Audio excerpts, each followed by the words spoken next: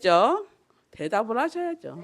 준비되셨죠? 예. 지금부터 의학고전연구소 기정제의 고전연구 5기, 고전 강독 5기 수료식을 시작하겠습니다.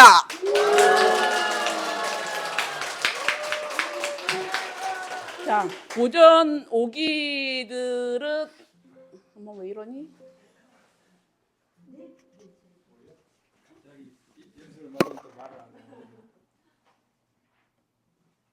이유가 뭘까요?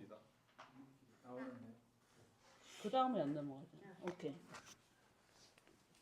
고전 5기들은 이렇게 5분이 수료를 하게 되었고요.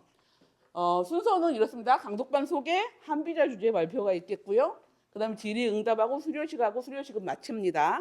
그러면 첫 번째 순서 고전 강독반을 소개해 드릴게요. 고전 강독을 도대체 침뜸을 하는 곳에서 왜 배웁니까? 그렇죠? 궁금하셨었죠? 고전 강독을 하는 이유는 속으로 읽어볼 기회를 1분만 드리겠습니다. 읽어보세요. 집중해서. 안 보입니까? 고전 강독을 하게 된 가장 중요한 이유는 동아시아에서 의학은 곧 철학이고 역사이기 때문입니다. 네, 넘어가겠습니다. 그래서 우리 고전 강독을 방법은 선생님이 일방적으로 강의하시지 않아요. 여러분들이 일일이 읽고 와서 하나하나 해석하는, 강독하는 방법을 하고 있는데 그 강독의 이유는 이러한 장점 때문입니다. 넘어가겠습니다. 자, 고전 강독 내용은 여러분들이 이것을 다 거쳐 오신 분도 있고 저 과정을 거치고 싶다 속으로 욕망하시는 분도 계실 겁니다. 이러한 과정을 거칩니다. 우리가 알고 있는 대부분의 고전을 강독합니다. 고전 강독반에서는. 그래서 고전 강독반은 언젠가는 모집을 할 테니 기다리고 계시면 됩니다. 고전 강독 수료자를 역대를 보면 1기가 21년에 했고요. 9명이 총 수료를 했고요. 2기가 22년에 총 6명의 수료를 했습니다. 3기가 23년에 6명 수료하셨고요. 4기가 24년에 9명이 수료했습니다. 그래서 오늘 고전 5기가 5명을 수료하게 되고요. 2017년부터 2025년 현재까지 고전 강독 3년 과정을 거치신 분이 총 35명입니다. 꽤 많지요. 앞으로 6기, 7기도 남아 있습니다. 네. 굉장히 김정희 선생님 매우 많이 공부하신 거예요. 김정희 선생님이. 우리는 조금 했고. 그래서 고전 강독을 수료를 하면 어떤 과정을 겪게 되냐면요. 상연이란 고전 강독 수료자 모임을 하게 돼요. 그래서 1년에 걸쳐서 고전 하나를 1년에 걸쳐서 강독을 합니다. 그래서 저희가 역대 어떤 고전을 강독했는지 잠깐 소개해 드릴게요. 1기는 주간본을 했고요. 노자 주간본을 했고요. 2기는 맹자를 하였습니다. 3기는 관자를 했고요. 4기는 순자를 했고요. 5기가 한비자를 해서 오늘 발표를 할 거고요. 내년에는 저희가 왕필주 도덕경을 할 겁니다. 내년에는. 그래서 여태까지가 고전 강독반 소개였고요. 지금부터는 본격적으로 고전 5기가 공부한 내용을 발표하는 순서를 갖겠습니다.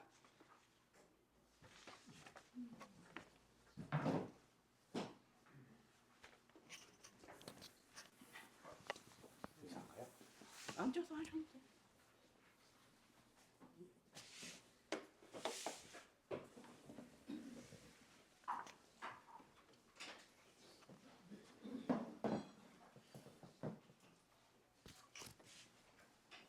반갑습니다. 저 5기 김혜보이고요.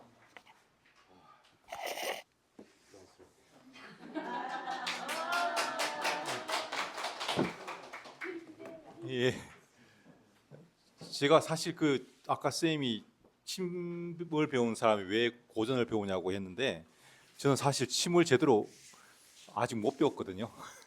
그런데 고전 수업부터 먼저 해가지고 이게 좀 바뀌었습니다. 그 이후에 갑자기 제가 또 침을 맞을 일이 생겨가지고 침을 배우려고 했는데 잘 안 되더라고요.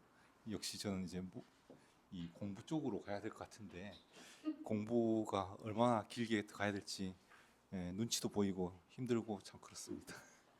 예. 제가 눈치를 보는 첫 번째 이유 중에 하나가 이게 제목처럼 이렇게 말이 많은 게 좀 문제인 것 같습니다. 말도 많은데 제목도 긴데요. 글도 길고 20분 안에 끝내도록 하겠습니다. 근데 말은 많지만 그 저 긴 제목에 제가 할 이야기를 다 담았습니다. 사실 제가 하는 일이 조금 문화와 관련된 일이거든요. 그래서 문화와 관련된 일을 하면서 이 고전 수업이 정말 저한테는 많은 도움이 되었습니다. 제가 20분 맞춰놓고 하겠습니다.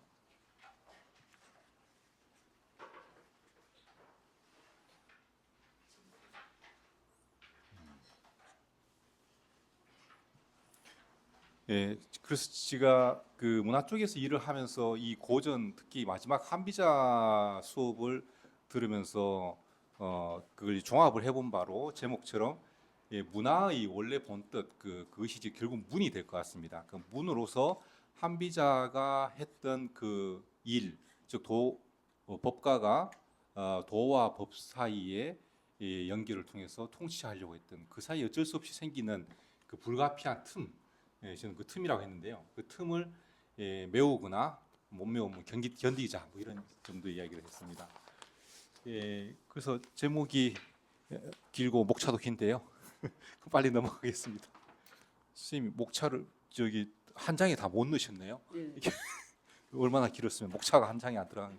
예, 봉선님께서 이렇게 자료를 받으셔서 PPT를 또 만들어 주셨는데요. 혹시 이게 자료집 제가 카톡방에 올렸는데 카톡방에 보시면서 같이 다운받아서 보시면서 해도 좋을 것 같고 몇 분은 제가 출력을 해왔는데 다는 못 읽고 그냥 개요만 읽고 넘어가겠습니다. 일단 그 옥차에서 보시다시피 한비자를 일종의 왕자라고 제가 이름 붙여본 거는 아까 여기서 무슨 발라드 뭐 있는가 본데 저는 싱어게인을 보거든요. 싱어게인에서 그 참가자 한 분이 이제 일종의 가수라고 본인을 소개했거든요. 그래서 거기서 따온 겁니다. 일종의 그 왕자일 것 같다. 저는 이제 추측인데 왜냐하면 이게 사기에 따르면은 그냥 공자는 왕족의 그 자식들 중에 한 명이었다고 이야기됐지 누구의 정확한 왕자라고 표현은 없는 것 같은데 이 사람이 당시 그 전국 칠웅 중에 하나였던 한나라가 보시다시피 이렇게 쪼맨합니다. 나중에 진나라가 이걸 다 통일을 하는데 진나라로 가서 화친이라기보다도 뭐 잘 봐달라고 가서 진왕한테 상소를 올리는 게 그게 이제 우리 한비자 2편에 나온 조난편인데요. 조난편의 이야기를 하러 갔다는 걸로 봐서는 뭐 그래도 왕하고 좀 관계 있었을 것 같긴 한데요. 근데 뭐 제가 처음에 서자라고 해야겠다가 서자인지는 확인이 안 돼서 그냥 공자라고 했습니다. 근데 그거를 진나라 왕이 나중에 이제 진시황이 된 사람인데 그 사람이 쓴 글을 보고 정말 이 사람하고 만나서 이야기를 해보면 원이 없겠다 할 정도로 한비자를 높게 쳤고, 근데 그 이사라고 진나라의 높은 관료 재상이었는지는 모르겠는데 높은 관료가 만약에 그것도 나옵니다. 그 전왕편에 그 상진왕스라고 해서 이사가 이 한비자가 쓴 글을 보니 이러이러해서 사람을 해놓고 하는 문사에 아주 뛰어난 놈인데 놔두면 큰일 나겠습니다 하고는 모함을 했다고 하는데 모함을 해서 옥에서 죽게 만듭니다. 그래서 옥사한 공자인데 이분이 말더듬이었다는 기록이 그 사기에 확실히 있습니다. 그래서 글은 굉장히 잘 썼는데 아까 말씀드렸듯이 그 이사가 뭐라고 했냐면 사람을 현혹하는 문사와 뭐 아주 매끄러운 말주변이 있다고 글로 표현하기는 말주변이 있다고 했는데 실제 말주변은 되게 없었다고 합니다. 그리고 나언이라고 하는 3편의 한비자의 3편의 나언인데요. 이 부분 말씀드리면 한비자가 총 저 옆에 책이 있는데 책을 보여주시죠. 지금 55편에 20책의 한비자가 있는데 이게 이제 어떤 부분은 한비자 직접 썼다고 하고 어떤 부분은 후대 저기 한비자를 따르는 학자들이 가필한 거라고 이야기되는데요. 그 중에 이제 3편에 난언이라고 있고 12편에 세난이라고 있는데 말 그대로 말하기 어렵다, 표현하기 어렵다, 뭐 이런 제목입니다. 그게 이제 말 그대로 왕한테 제대로 간언하기 어렵다 이런 뜻인지 정말로 본인의 말이 어렵다 하는 것인지 두 중의적인 표현이라고 저는 생각합니다. 이게 여기 내용 이사 보면은 이게 왕한테 적절히 말을 잘못했다가는 죽을 것이고, 근데 그 적절히 말을 그것도 이제 말 주변이 없는 분이 하기는 참 어려웠을 것 같습니다. 그때 그거를 글로 아까 55편의 글로 이렇게 길게 써놨는데 그것을 구분해 보면 한 8가지로 구분이 된다고 합니다. 군주론, 법과 술과 세를 하나로 본 삼위일체론, 혁명론, 변법론, 관료통제론, 시무책론, 그다음에 우원이라고 해서 우화에 빗대서 그 세태를 비판하는 것과 제자비가 비판이라고 얘기했는데 사실 제가 이 마지막까지 이게 참 부끄럽고 힘들고 했는 부분이 이 정리를 누가 했겠습니까? 제가 이걸 다 읽고 정리를 할 수 있겠습니까? 요즘 GPT를 쓰지 않을 수 없는 상황인데 GPT한테 저희 한비자 전체를 어떻게 개요를 한번 정리해봐라 이렇게 해주고 실제로 그 책을 쓰신 어떤 교수님은 10가지로 구분하시더라고요. 10가지로 이렇게 목차를 구분했는데 뭐 이게 더 합리적인 것 같습니다. 근데 나중에 이 GPT가 이게 인용구를 제안해 주는데 이게 어디 듣도 보도 못한 걸 또 제안을 했더라고요. 나중에 알고 보니까. 그래서 그게 진짜 책에 나오는 건지 확인한다고 참 힘든 시간이었는데요. 아직도 오류가 있을 것 같긴 합니다. 그런데 전반적으로 저렇게 분석하는 것은 GPT가 훌륭한 것 같습니다.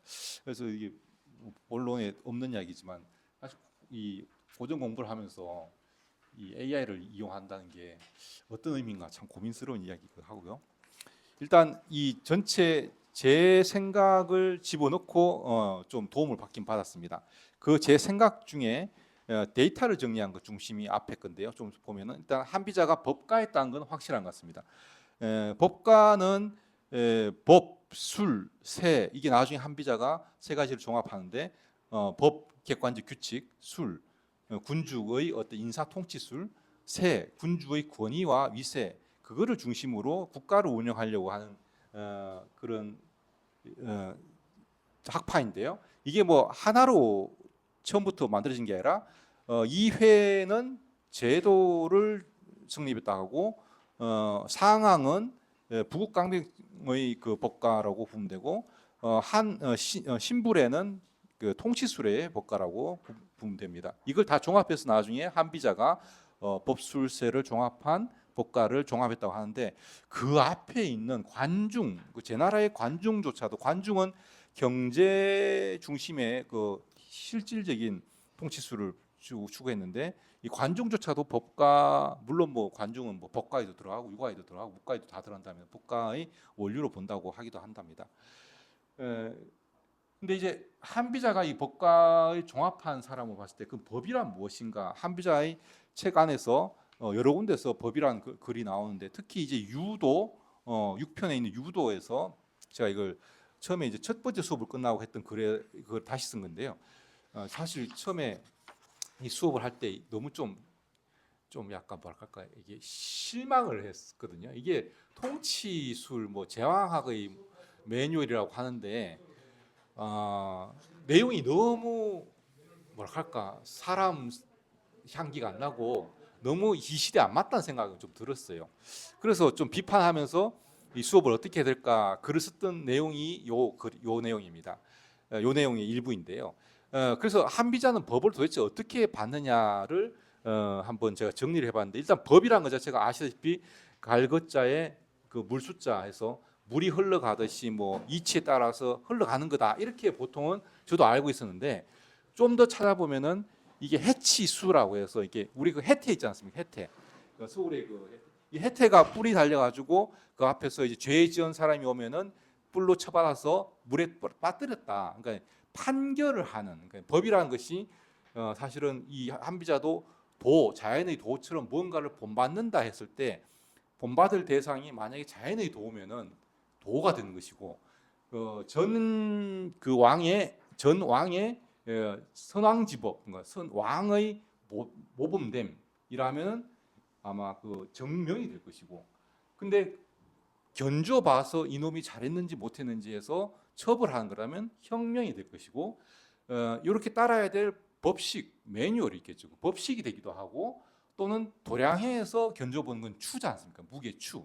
그래서 법도 도량 그다음에 이게 무게추 그것도 법이라고 심지어 이제 그 한비자가 하는 말 중에는 어떤 유세가가 무슨 말을 했는지 적어놨다가 나중에 그대로 안 하면 벌을 줘라 할 때 그대로 하는지 이렇게 계약 관계인가 이게 맞춰보는 거예요.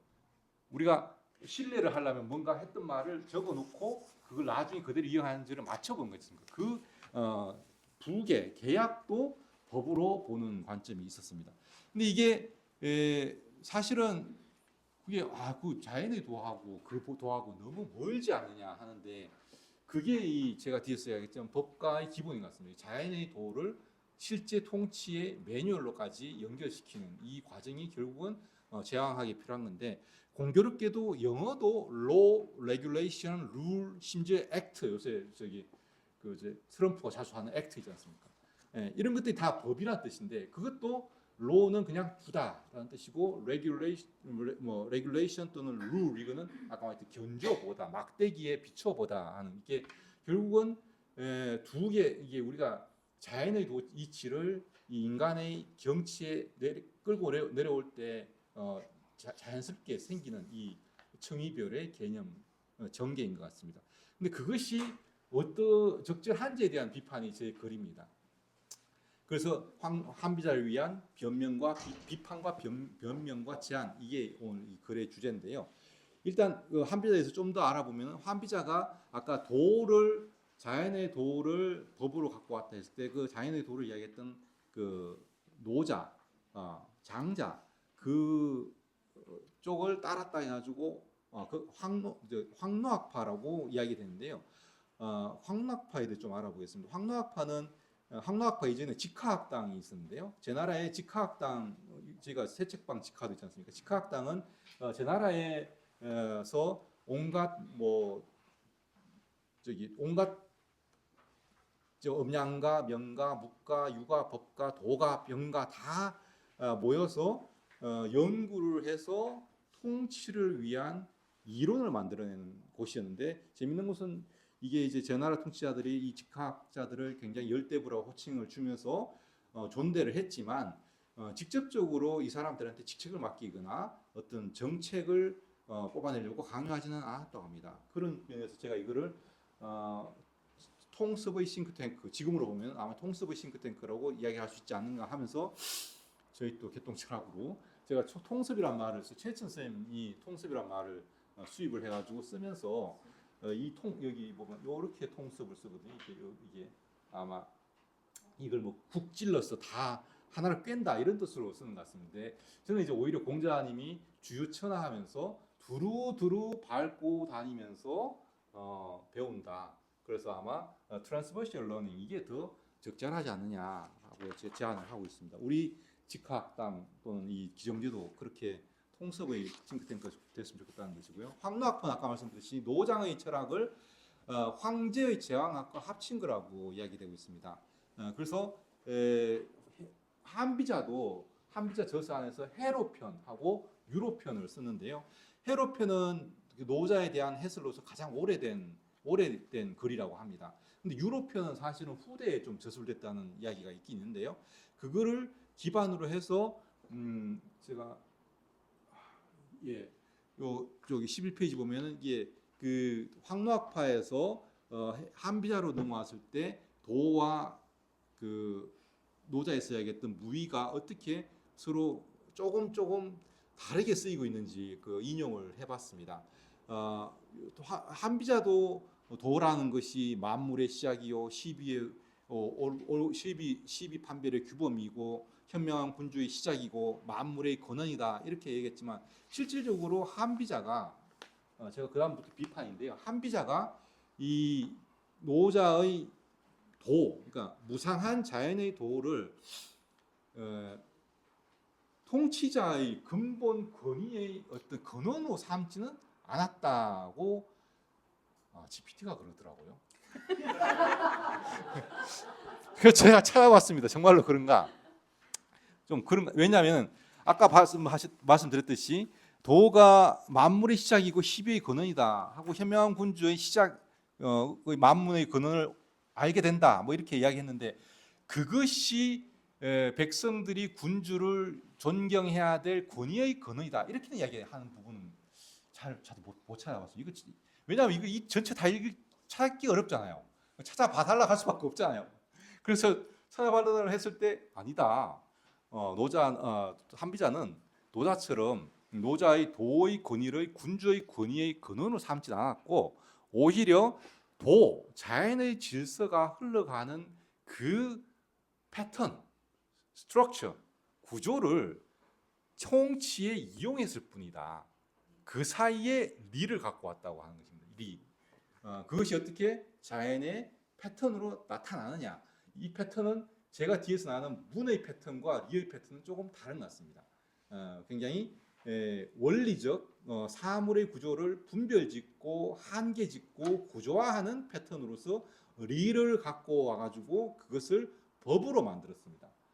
그러다 보니까 저는 무한한, 그러니까 심지어 무상한 자연의 도를 유한한 통치에서 불변의 술법의 언어로 경강부회한 정치학자라고 이렇게 감히 제가 한자를 비판하고 있는데 그 이유는 이 사람이 안에서 리를 이야기하면서 재를 이야기합니다. 리에 맞춰서 재를 이야기하다 보니까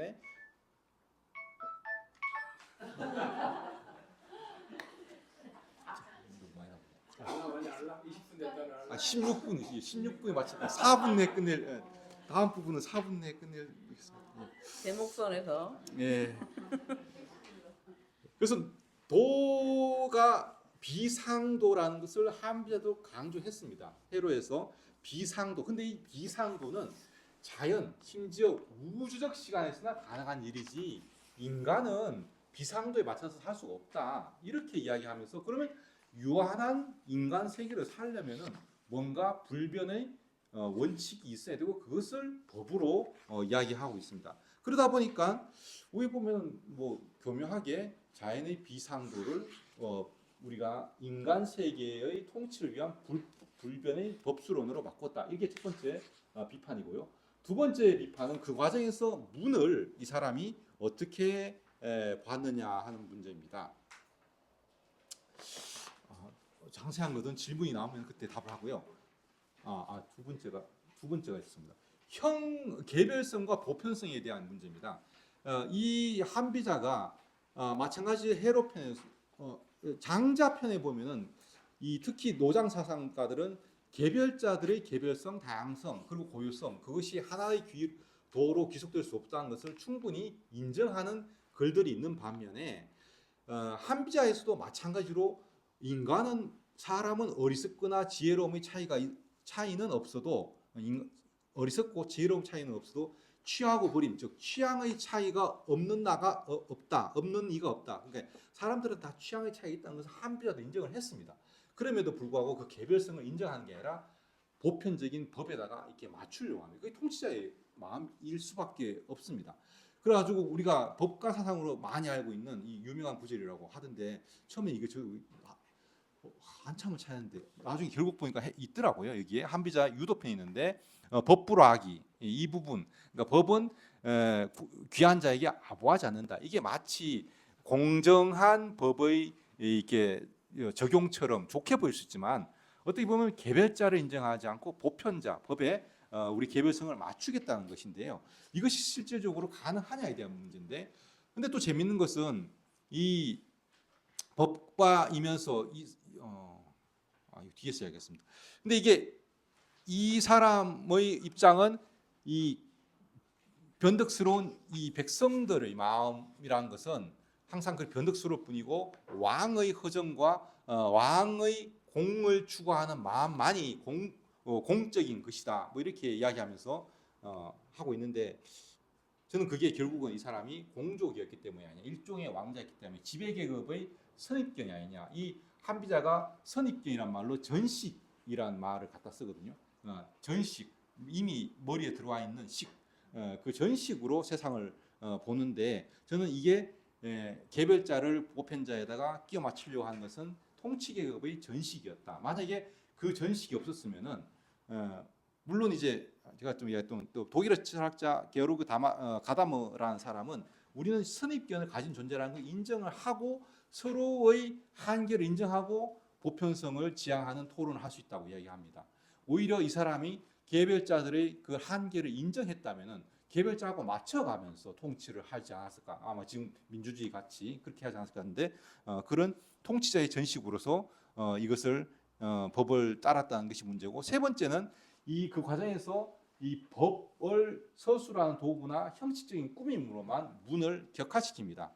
이 사람이 아마 언변이 안 좋아서 그런지 모르지만 이 언변이 있는 사람들을 되게 싫어했고요. 특히 말로 꾸미는 걸 되게 싫어했고 글로 쓰라고 했습니다. 그리고 그러다 보니까 이 사람한테 입장에서는 문이라는 것은 법의 서술 도구일 뿐이었습니다. 근데 이제 제가 이 표현하기로 이제 또 요즘 뭐 저기 김 부장 보시는지 모르겠지만 이 김 부장 저도 물리를 전공했고 예술 경영을 전공했고 사회학을 전공했거든요. 근데 나이가 드니까 제가 젊었을 때는 별명이 직원들한테 표 김 선생이었거든요. 모든 것을 이렇게 표로 견줘서 보는 법과적 사고를 가졌었는데 나이가 들면은 조금 바뀌는 것 같아요. 근데 안타깝게도 한비자는 빨리 죽었습니다. 50 전에 죽었습니다. 이게 태어난 날짜를 정확히 어떻게 다녔다고 해서 50이냐 50 직전이냐인데 조금 더 살았으면은 문을 다르게 받지 않을까. 뭐 그런 저희 엉뚱한 이야기고요. 제안을 한다면 한 5분만 더 주시면. 네네. 제안을 한다면은 변명과 제안입니다. 변명은 사실은 한비자가 이럴 수밖에 없었던 아까 그 전식, 그 통치자로서 전식도 있지만 정치의 본질적인 한계가 아닌가.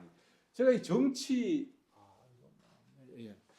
자료에 보시면 정치자의 그 정치할 때 치자가 의외로 저는 의외로 생각했는데 원래 어원을 따져 보면 모든 입구자에 있어서 모든 백성을 먹이다라는 뜻이랍니다. 다살림, 그러니까 지금 복지국가 또는 경세재민의 경제도 의업계도 제자가 아시다시피 이게 건네간다는 제자거든요. 그 다살림의 제자입니다. 근데 우리가 사실 정치를 다살림으로 생각하는 건 최근에 왔으나 복지국가 포퓰리즘에서 이야기하는 것인데 좀 놀랍다고 생각되는데요. 한비자는 죄를 이야기했습니다. 이 칼로 자르다는 죄를 이야기했거든요. 근데 다스림을 이야기했습니다.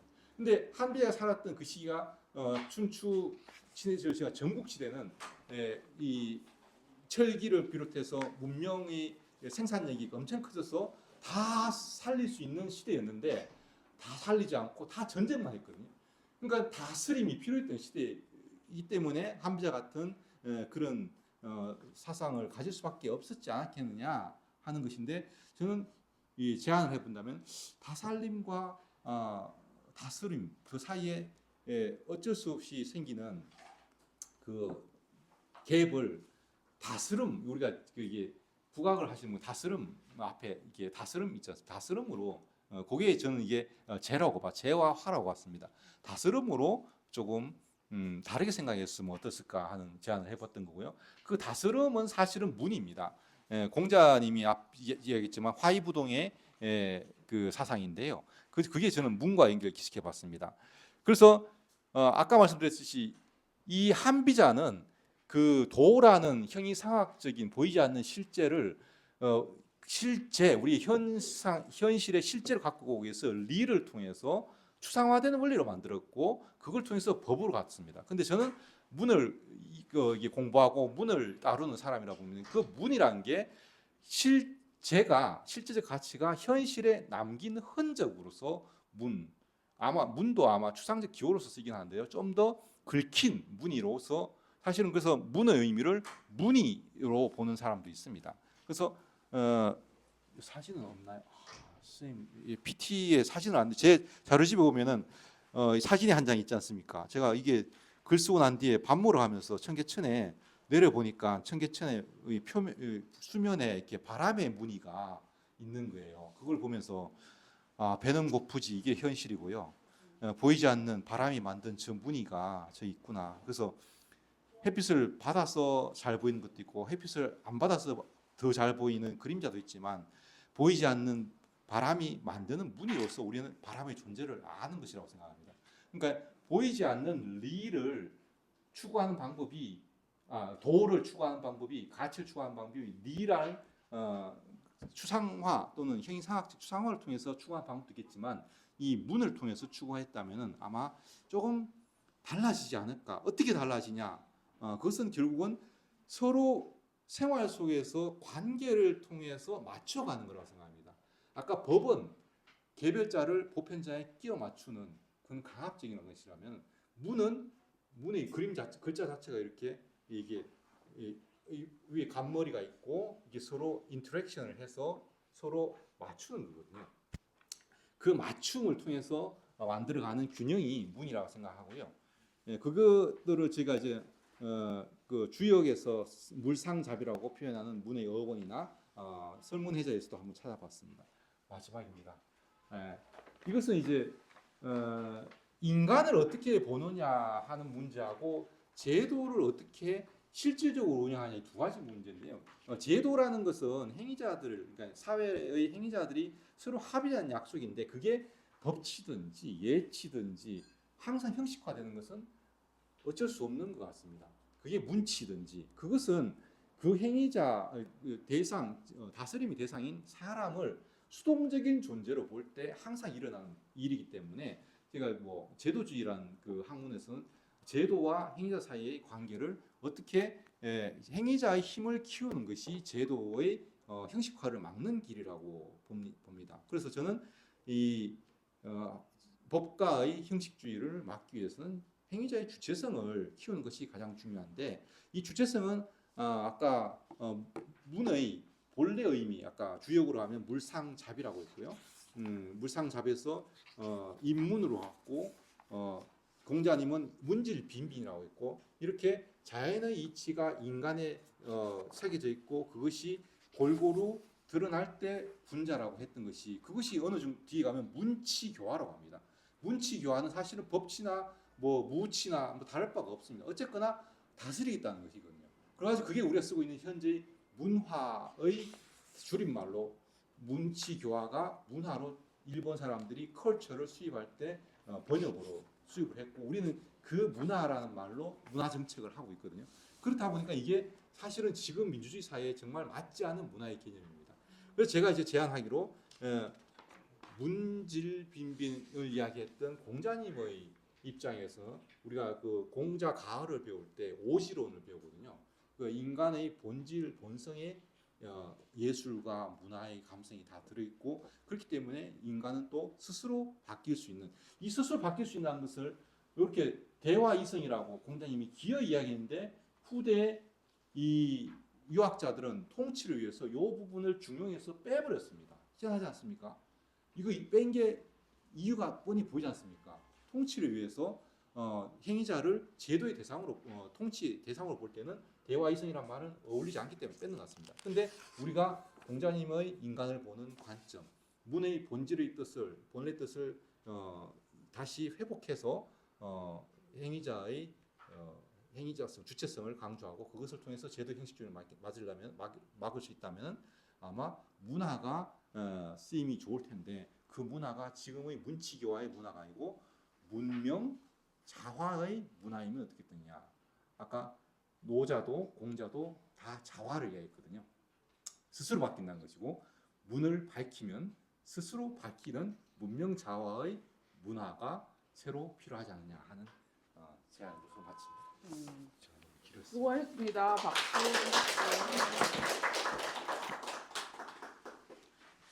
질의응답은 이따가 모든 분들이 다 하신 다음에 한꺼번에 하겠습니다.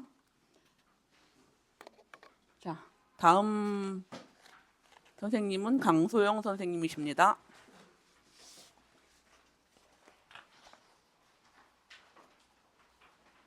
반갑습니다. 강소영입니다.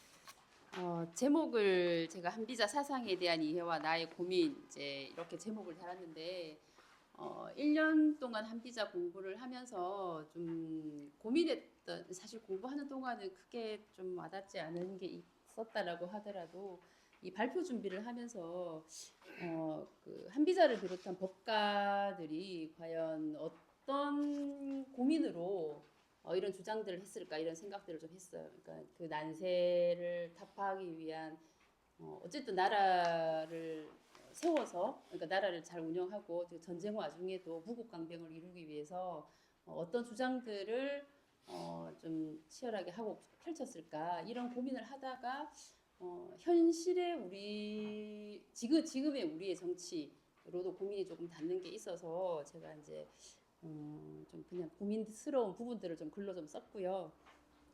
그래서 저의 첫 시작은 인간을 어떻게 바라봐야 되는가, 인간이 어떤 존재인가, 그리고 그런 인간들이 어떤 정치 철학을 가지고 어떤 사회를, 어떤 미래를 지향해야 하는가, 이제 여기에 좀 고민을 하게 됐어요. 그래서 일단은 한비자의 이해는 한비자는 인간이 자신의 이익을 가장 중심에 두고 이익이 되는 것을 쫓고 해가 되는 것을 피하고 이제 이런 존재다라는 기본적인 전제 하에 이제 신상필벌을 강력하게 이제 깔고 있는 그 법가의 그 기본 내용들을 좀 구성을 했다 이렇게 저는 이해를 좀 했습니다. 그래서 여기 인용구에 나와 있는 내용들은 그 제가 바라보는 그 한비자의 인간관을 좀 설명해 줄 수 있는 문장들을 우리가 공부했던 내용들 중에서 조금 찾아서 이제 인용을 좀 해놓은 거고요. 그래서 아까 그 김혜보 쌤도 발제 중에 나왔지만 한비자가 법술세를 이제 정리를 해서 법과 사상을 완성하는 데에 어떻게 법과 술과 세를 주장했는가 하는 내용들이 여기 이제 제가 인용을 해놓은 부분들에 쭉 나와 있기 때문에 요거는 좀 참고해서 읽어보시면 될 것 같습니다. 네.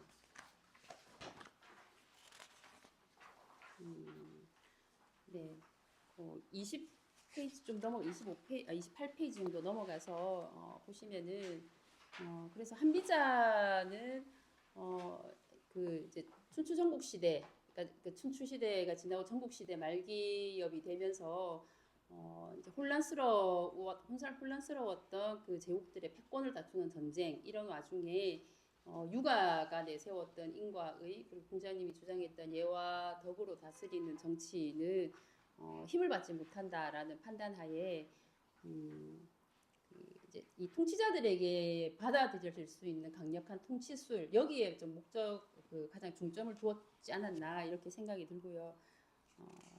그 마찬가지로 인용문들은 좀 읽어보시면 될 것 같습니다. 네, 그래서 제가 그래서 좀 마지막으로 정리하면서 이제 쓴 글들을 좀 같이 보시면은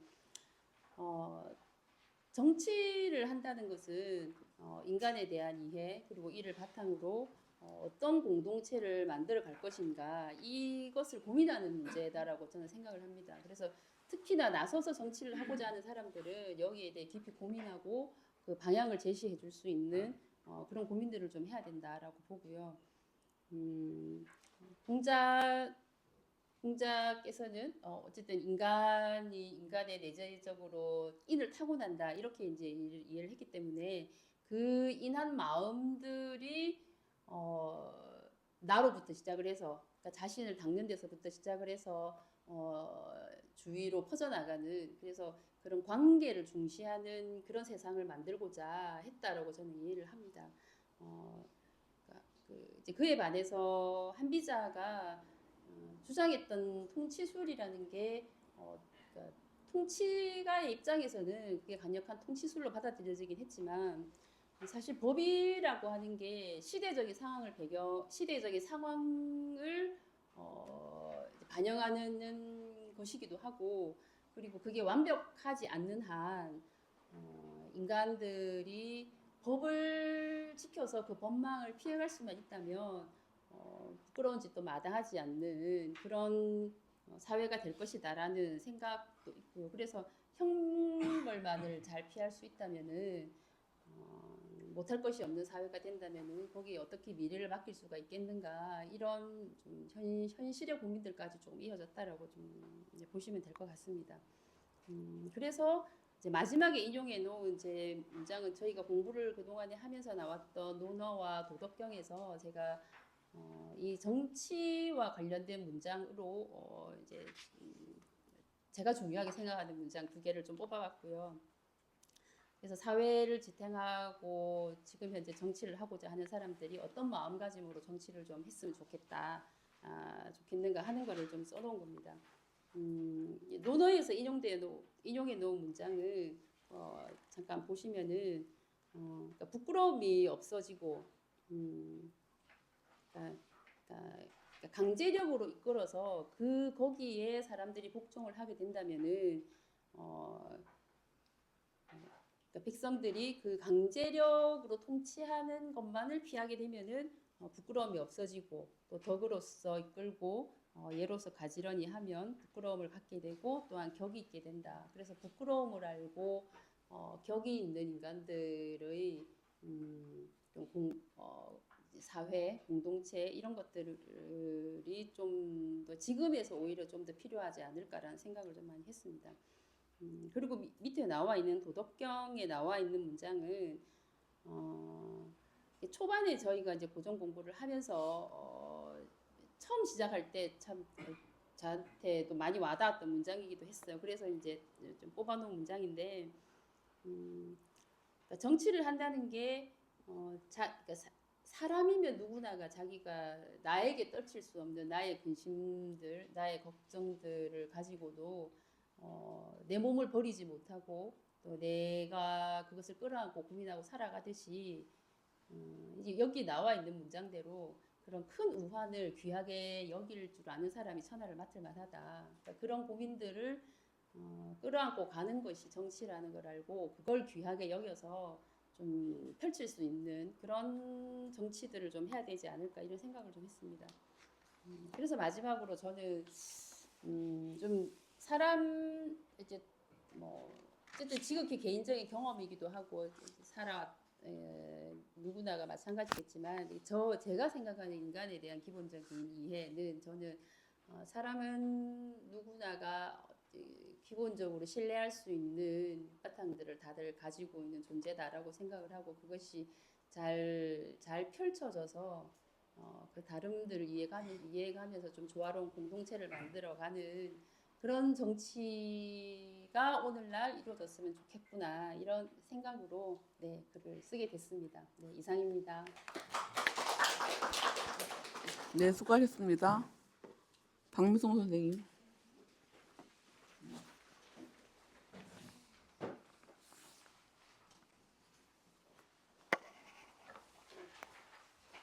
안녕하세요. 미소입니다.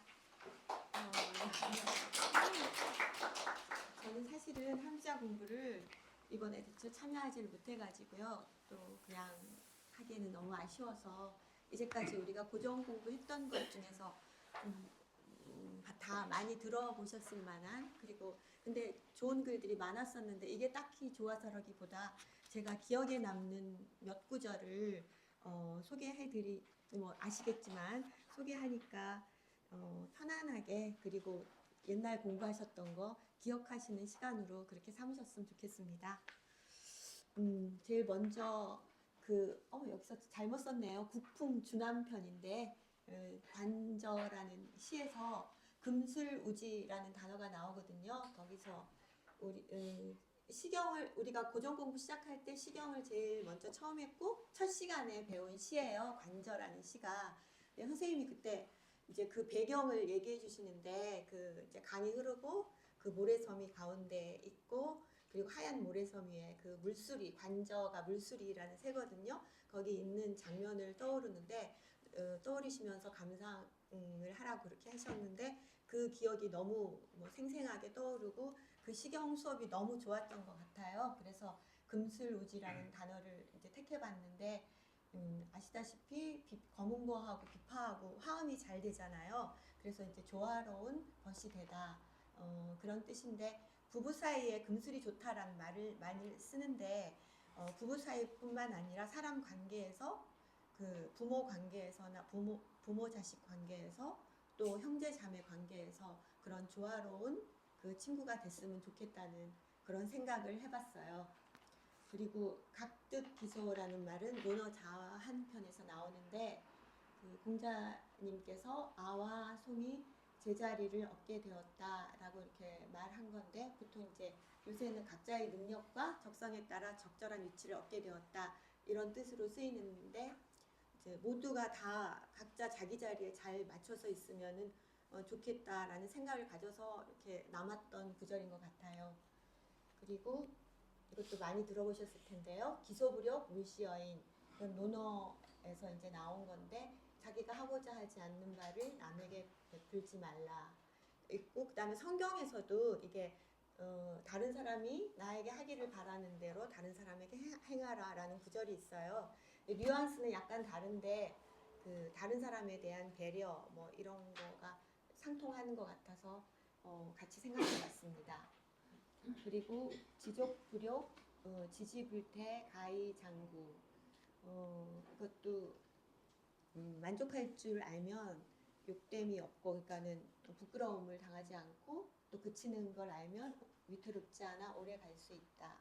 그래서 우리 모두가 이렇게 만족하고 그다음에 그치는 걸 알면은 이렇게 별로 이렇게 살아가는데 별로 불편함이 없을 것 같아요. 그래서 이렇게 기억에 남는 구절이었던 것 같습니다.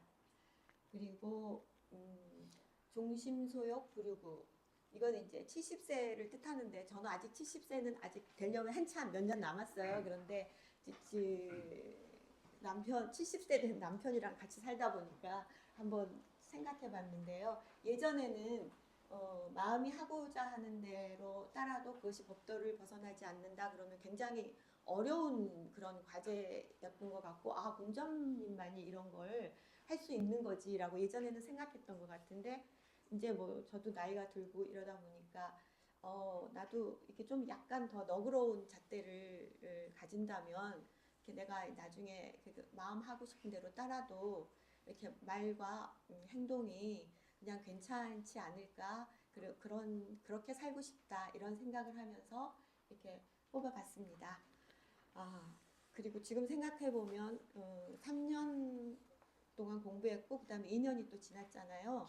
너무 아슬아하고 그런데 어떻게 했을까 지금 생각하면 만약 지금 시작하라고 그랬으면 못했을 것 같아요. 그리고 그런데 그때 그래도 다행히 5년 전이어서 공부할 수 있었고 그리고 너무 선생님이 잘 이끌어 주셨고 그리고 우리 동기분들이 있어서 마칠 수 있게 돼서 너무 그 시간들이 소중했던 시간들이었던 것 같습니다. 그리고 사실은 제가 여기 그 초급반을 듣게 된 게 제 뜻이 아니고 제 남편이 원래 하기로 했는데 대타로 들어온 거였어요. 그래도 이제 여기까지 오게 됐습니다. 그래서 이제 이왕 발을 들인 김에 자침도 더 열심히 하고 그리고 이제 지금 아직 잠이 컨트롤되지 못해서 아침 명상을 못 하거든요. 근데 아침 명상, 요가 좀 우리 연구소에서 추구하는 방향대로 그렇게 앞으로 나아가고자 합니다. 그리고 지금 제일 소박한 바람은 우리 2살짜리 손녀가 있는데 좋은 할머니, 멋진 할머니가 돼야지 이런 바람을 가지고 살고 있습니다. 감사합니다. 네, 수고하셨습니다. 네, 마지막 발표 주자입니다. 배상호 선생님 들어오세요. 안녕하세요. 오기 배상호라고 합니다.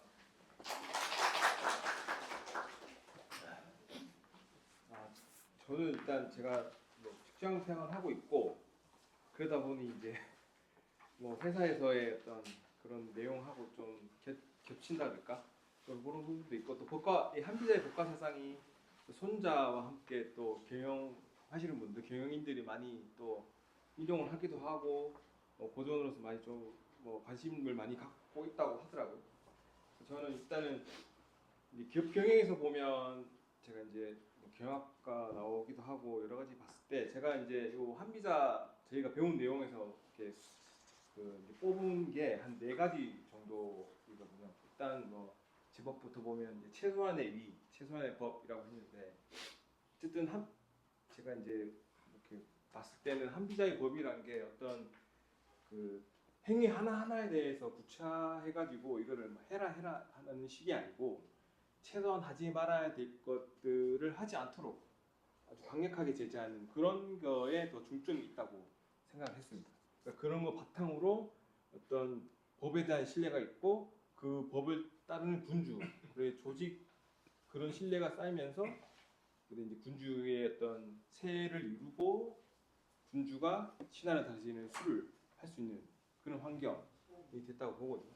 근데 이제 그런 거 이제 비교해 보면 기업 경영에서도 어떻게 보면 어떤 자유도가 되게 높아야 되는 환경인데 그 하나하나에 대한 행위를 규제하거나 뭐 이런 거보다는 어떤 그 판비자에 있는 내용처럼 자유를 보장하지만 일정선을 넘지 않게끔 하는 최소한 규칙들을 갖추고 있는 게 있습니다. 그래서 이게 뭐 강력하다고 보지는 않습니다. 사실은 제가 이게 법적인 제재가 뭔가 법에 실제 시정법에 걸리거나 하면은 뭐 나름 그런 따라가긴 하지만 그렇게 보지 않았고, 그다음에 두 번째가 이제 말과 생각에는 몸으로라고 돼 있는데 한비자도 보면 되게 그 실용적이고 실천적인 것을 강조하는 것 같더라고요. 그래서 농사나 전쟁에 대비한 이런 생산력, 군사력에 대한 내용 그 강화해야 된다. 또 뭐 그 육아나 문과처럼 뭐 그냥 말로 글로 뭐 예나 의 그리고 뭐 그런 거를 얘기하면서 평화를 얘기하는 게 중요한 게 아니고 실제 그 농사 짓는 사람들에 대한 농사, 일, 군사, 전쟁 대비 이게 힘이다라는 거를 강조를 하고 있더라고요. 그래서 뭐 그런 것들 보면 기업 경영에서 사실은 그냥 뭐 회의만 계속 주구장창하는 경우도 있지만 사실 현장 제조업 같은 경우는 현장에서 실제로 물건을 만들어내고 현장에서 문제가 생겼을 때 바로바로 대처하는 그런 능력이 굉장히 중요하거든요. 그래서 뭐 기업 경영하시는 분들, 뭐 자영업 하시는 분도 알겠지만 현장에서의 어떤 그런 중심이 되는 경영들 이런 것들이 중요하다라는 거, 이런 부분에서 또 공통점이 있는 것 같고, 그다음에 이제 공이 있는 자에게는 상을, 죄가 있는 자에게는 벌을 이렇게 되는데 한비자에서도 공이 있는 사람, 그러니까 신상필벌에 대한 내용이 이제 주로 나오는 게, 그러니까 뭐 말을 잘해서 뭔가 의견을 또는 뭐 어떤 미사오구를 통해서 그 군주를 뭐 이렇게 판단 흐르게 하는 걸 굉장히 싫어한다니까 그렇게 나오더라고요. 그래서 그러면서 이렇게 신상필벌이라는 기준이 아주 명확해서 그 앞에 얘기했던 그런 실질적인 실천적인 그런 이익이 있으면 상을 주고, 또한 하지 말아야 될 것들을 하게 되면 반드시 벌을 줘야 된다는 게 명확하게 나와 있고, 그런 걸 보면 이제 기업에서도 보면 또 신상필벌이라는 게 기업에서는, 그러니까 상을 준다는 거는 기업에서는 사실은 그 성과에 대한 그 보상이죠. 보상 그리고 승진 뭐 이런 두 가지 정도 볼 수 있는데, 기업에서 사실은 자기들 조직에 어떤 득이 되는 사람들한테는 뭐 확실하게 주는 거죠. 물론 그 기준이 객관적이거나 뭐 아주 명확하다라고는 할 수는 없지만 어쨌든 그 방향에서 맞는 사람들에게 그 주는 것들, 뭐 죄가 있는 사람들에 벌어주는, 물론 자기 이익에 반하는, 기업의 이익에 반하는 사람들한테는 반드시 제재를 가하게 돼 있습니다. 소위 말하는 자르든지 뭐 그 법적인 제재가 가도록 이렇게 하는 경우도 있고, 실제로 뭐 지금 보시면 아시겠지만 뭐 쿠팡 같은 회사들 보면 사회적으로 문제가 돼도 자기의 어떤 단기적 이익에 뭔가 문제가 되면 상당히 내부적으로는 뭐 제재를 하기도 하고 뭐 그런 뭐 부정적인 면도 있긴 하지만 기본적인 형태는 그렇습니다. 그리고 이제 개인기획서 시스템으로 일단 한비자도 어떤 군주의 어떤 그 뛰어난 능력 이런 거보다는 어떤 평균적으로 국가가 위기에 그 빠지지 않게 하는 그런 시스템을 갖추는 거를 법과 술과 세로 그렇게 정의를 한 것 같더라고요. 그래서 그런 법술세가 아주 잘 갖춰져 있고 잘 통하면 군주가 어리석든 신하가 뭐 아주 똑똑해서 군주를 넘보는 일이 있다 하더라 있을 것 같더라도 이 실제를 통해서 어느 정도 제재를 할 수 있고 평균적으로의 어떤 그 통치적 안정성을 보장할 수 있다라는 걸 내세운 것 같더라고요. 그래서 저는 그런 부분들이 이제 기업 경영에서도 보면 이제 예전에도 뭐 기업 경영에서 나온 얘기가 뭐 어떤 지속 가능성 뭐 이런 것들 얘기를 하는데 지금 사실은 우리나라 재벌 구조의 이 기업 경영에서는 사실은 좀 위태위태하죠. 사실은 아주 그 2세, 3세로 넘어가면서 뭐 다행히 뭐 이렇게 능력이 좋고 뭐 시스템이 어느 정도 큰 기업들은 갖춰져 있기 때문에 넘어가는데 보통 이제 그렇지 않은 경우들은 뭐 쉽게 무너지는 경우도 많고 그다음에 이 대기업들은 그나마 어떤 선진적인 경영 기법을 많이 받아들여서 시스템 경영을 많이 하고 있습니다. 그래서 여러 가지 제약들도 있지만 그 큰 혼란에서도 버틸 수 있는 힘이 있거든요. 그런 부분에 봤을 때 이제 개인에게 의존하기보다는 시스템. 물론 특출난 개인이 있어서 전체를 끌어올릴 수 있으면 그 끌어올린 지점에서 또 시스템을 갖춰주는 그런 노력도 필요할 것 같다는 생각이 들었습니다.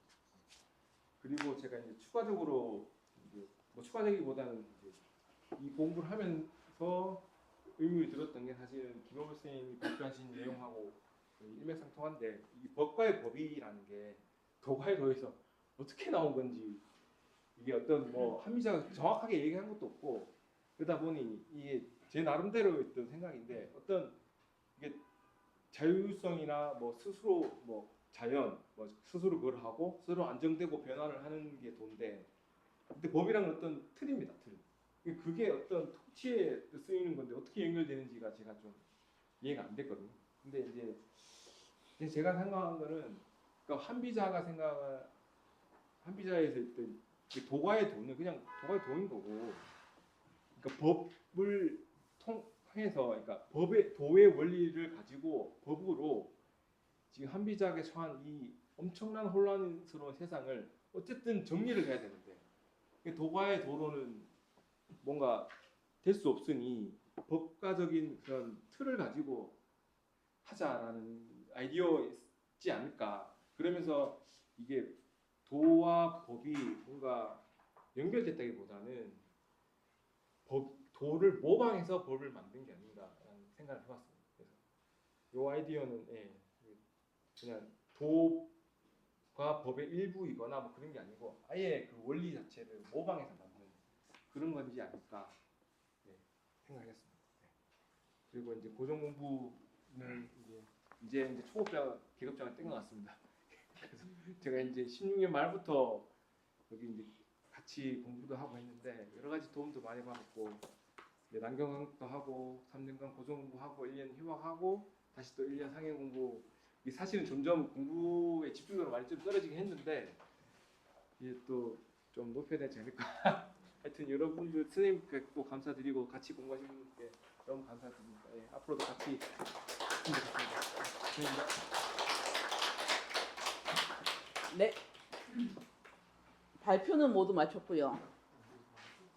김혜보 선생님, 강소영 선생님, 박민성 선생님, 배정호 선생님께서 해주신 발표에 질문 있으신 분 또는 제안 있으신 분 나는 이렇게 생각한다는 주장이 있으신 분 모두 좋습니다. 흔들어서 질문 받겠습니다. 질문 받겠습니다. 발표가 너무 길었죠. 길어서 중간에 다 까먹으셨죠.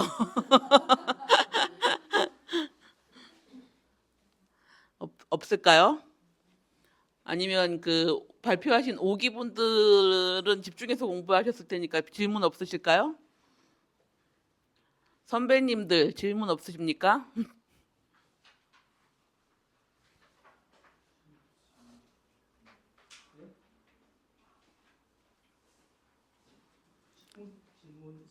네, 질문하십시오.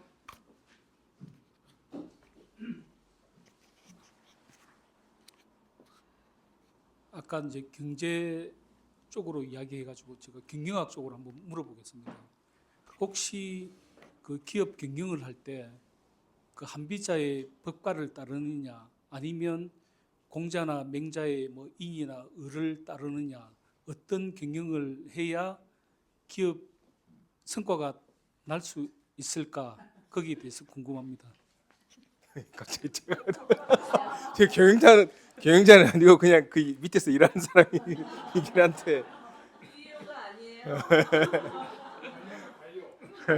반려도 아니고 일단 뭐 일개미 일하고 있는데 이거 저는 제 입장에서 봤을 때는 이게 이제 경영자들이 이거에서 뭐 아이디어를 얻어가서 갈 것 같은데 저는 이게 참 그 내부의 사람들끼리 일할 때의 그 응집력을 갖추기 위해서는 어떤 공자의 그런 마인드라고 할까요? 이내지 서로 이렇게 경계도 있으면서 이렇게 좀 그런 그 화합하는 분위기에서는 필요한데 전체 조직적 관점에서 봤을 때는 이게 좀 법가의 그런 논리가 좀 필요할 것 같습니다. 왜냐하면 이게 시스템적으로 움직여야 되고 또 원하는 방향이 있는데 이게 마냥 뭐 사람 좋은 걸로는 힘이 들거든요. 물론 그 과정에서 물론 이제 이런 그 기사라기보다 연구도 있는데 뭐 저기 대기업 임원들 중에 약간 소시오패스 같은 사람들이 한 10, 80%다. 물론 그런 면이 있긴 합니다만 그거를 방지할 수 있는 장치도 필요할 거고 뭐 그런 부분은 이제 공자의 그런 뭐 부분도 필요하겠지만 사실은 사람이 그렇게 쉽게 바뀌지는 않거든요. 근데 이제 그 안에서 일하는 사람들끼리의 응집력이라든지 뭔가 만들어낼 때는 어떤 공자의 그런 것도 필요하고 저희가 또 이제 소위 이제 병법에서 얘기하는 정과 기가 있다면 그 기라는 부분에서의 어떤 그런 응집력, 뭐 사기 뭐 이런 부분 따질 때는 또 필요하거든요. 하다고 제가 좀 생각하고 있습니다. 네. 자, 또 있으십니까? 그 이당수 선생님은 어떻게 생각하시는데요, 그럼? 아니 제가 뭐 일부 그 이제 조그마한 이제 조직 이제 뭐 팀장을 몇 번 하다 보니까 기업 성과 내는데 있어가지고 뭐 공자나 맹자처럼 해보니까 잘 안 되더라고요.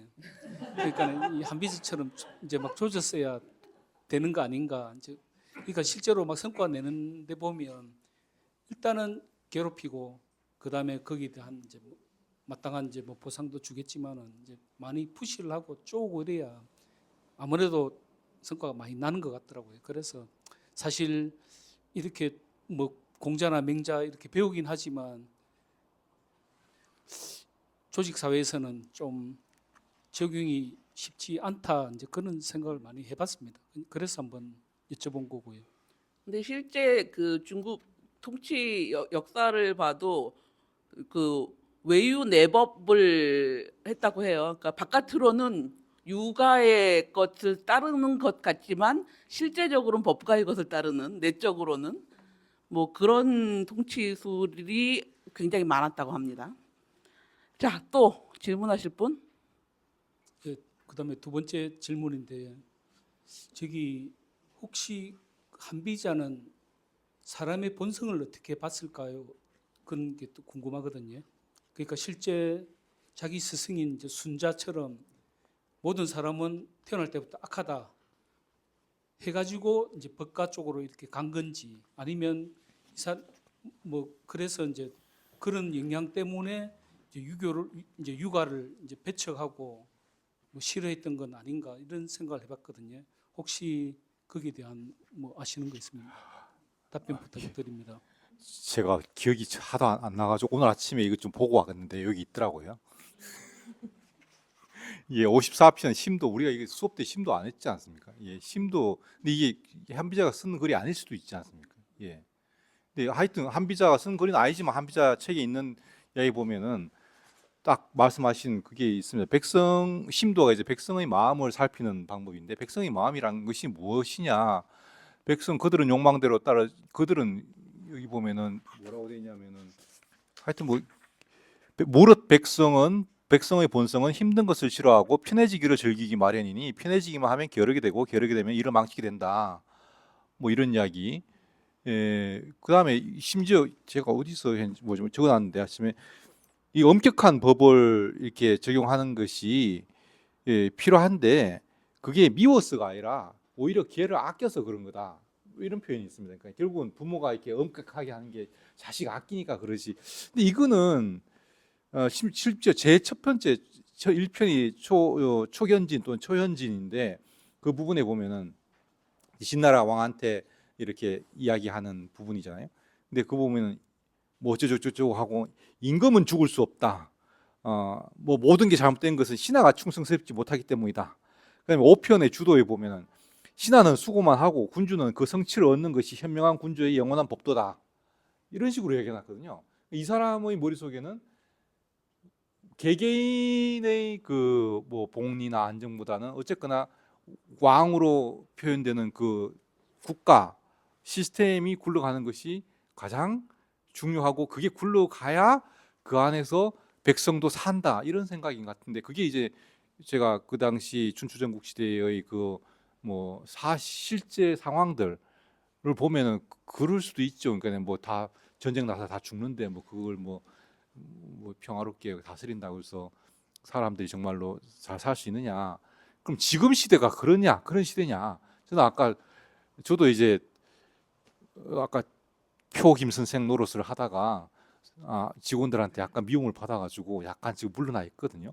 물러나 있으면서 보면은 결국 저렇게 해서 얻으려고 하는 게 뭐냐? 그러니까 성과라는 것이 도대체 무엇이냐에 따라서 이거는 완전히 다르게 입장이 취해질 것 같다는 생각이 들었습니다. 그러니까 어쨌거나 조직을 유지시키고 조직을 살아가는 데 필요한 것이 성과고 그것을 위해서 직원을 쥐어짜고 엄격하게 해야 되는 것이다. 그것도 맞는 말씀 같고 그게 아니라 그 조직이 존재하는 이유 자체가 직원들이 잘 살기 위한 것이고 행복하기 위한 것이라면 일하는 과정에서도 행복해야 된다. 그리고 그들이 또 주체적으로 움직인 것이 더 성과가 난다. 이렇게 보면 또 그것도 맞는 것 같은 생각이 듭니다. 그래서 저는 계속 오히려 개인의 주체성을 중요시하는 편인데 주체성을 다스릴 만한 힘도 없으면서 주체성을 강조해가지고 힘듭니다. 둘 다 필요한 것 같습니다. 네, 또 있으실까요? 이제 마지막 질문인데 예. 네. 그 13페이지 보시면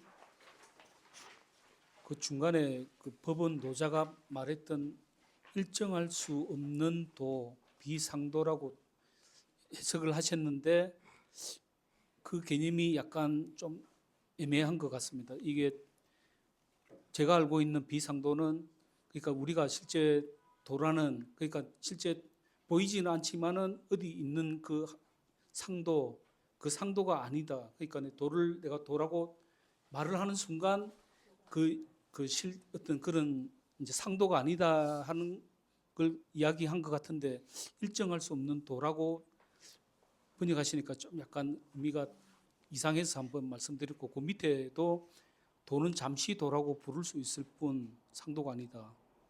요 번역도 약간 좀 애매하긴 합니다. 이거 나중에 건드리지 말아야 뭘 건드렸네, 내 진짜.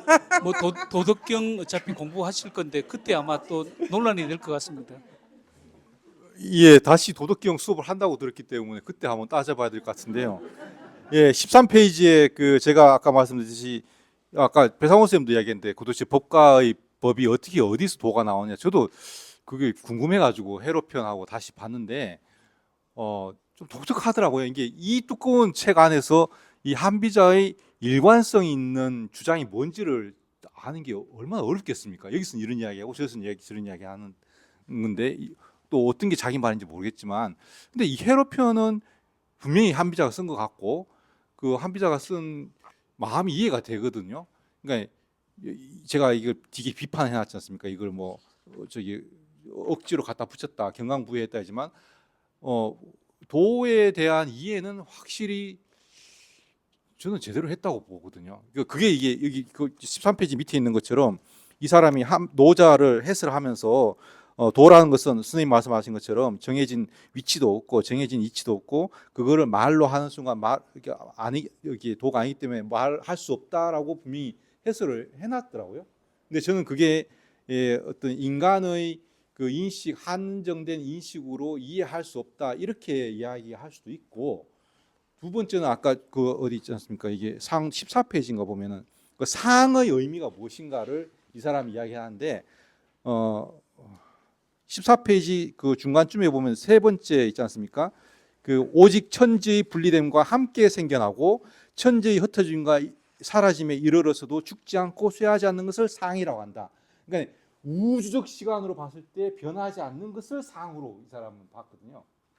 그러니까 세상에 그런 게 어딨노? 우리가 사는데 우리는 상으로 살 수 없고 무상할 수밖에 없다는 전제로, 그러면 무상한 시대를 살기 위해서 필요한 약속, 이게 이제 뭐 한정된 우리의 그 인식 세계 속에서 한정된 시간을 살 때 필요한 지킨 약속, 그것으로서 법을 가져왔다고 저는 그렇게 해석했습니다. 그때 이제 아까 말한 상이란, 비상도 할 때 상이란, 저희 수업 시간에 그렇게 선생님도 해석하신 것 같은데, 잠시 이야기할 수 있다, 도로 이야기할 수 있다. 그 상도는 아니다. 그 상도는 그 무상하지 않은 도는 아니다. 그러니까 계속 유지되는 도는 아니다. 이런 뜻으로 저는 해석했는데, 그 도덕경의 해석에 대해서는 도부터 시작해서 천차만별의 이야기했으니까 그거는 넘어가고, 제가 여기서 사실은 못 담은 내용이 있는데 그게 긴 이야기이긴 한데요.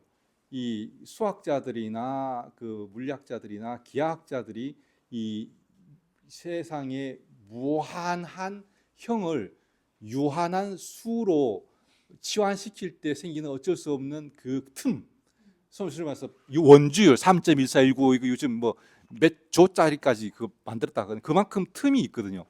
그 틈을 메우는 것을 이 한비자는 리로 본 것 같습니다. 그에서 확인되는 패턴, 리를 확인해가지고 그것을 법으로 만들었다고 저는 생각하거든요. 이 자연의 이치를 갖고 와가지고 리와 법으로 이 틈을 메우려고 했지만 그 틈을 저는 안 메워진다고 보거든요. 아무리 법이 초밀초밀해도 이 지금 새롭게 벌어지는 비트코인을 우리가 이거 어떻게 규정할 수 없잖아요. 이런 틈이 있는데 그 틈을 메워가는 방법으로서 저는 리가 아니라 문으로 보자는 것입니다. 문이라는 것은 그 실제와 실제가 만났을 때 생기는 그 문이, 흔적, 그걸 그냥 붙들고 따라가는 게 그나마 실제를 놓치지 않고, 우리가 보이지 않는 가치를 놓치지 않고 세상을 살아가는 방법이 아닌가. 배고픈 밥 먹으러 가는 길에 그 청계천 수면에 바람에 의해서 만들어진 그 무늬를 보면서 아, 바람이 있구나 아는 게 필요하고, 배고프니까 빨리 밥 먹으러 가는 것도 필요하지 않느냐, 이런 생각을 했습니다. 예. 네. 질문은 여기까지.